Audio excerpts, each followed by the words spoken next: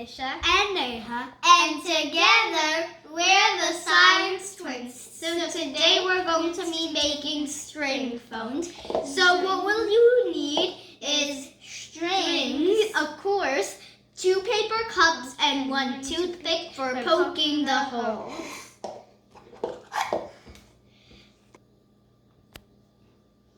So let's get started.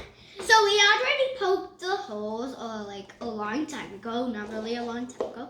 But yeah, we start putting the strings in.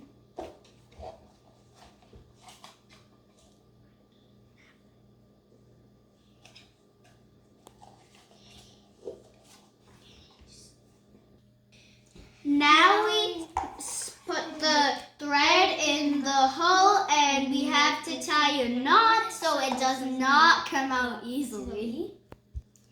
Now we have tried a knot. It should be like this. Like this. Take a closer look.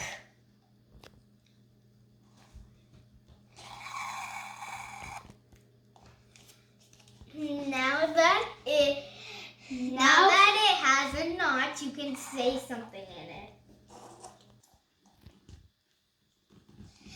Now that string phones are ready, we can talk to each other with them.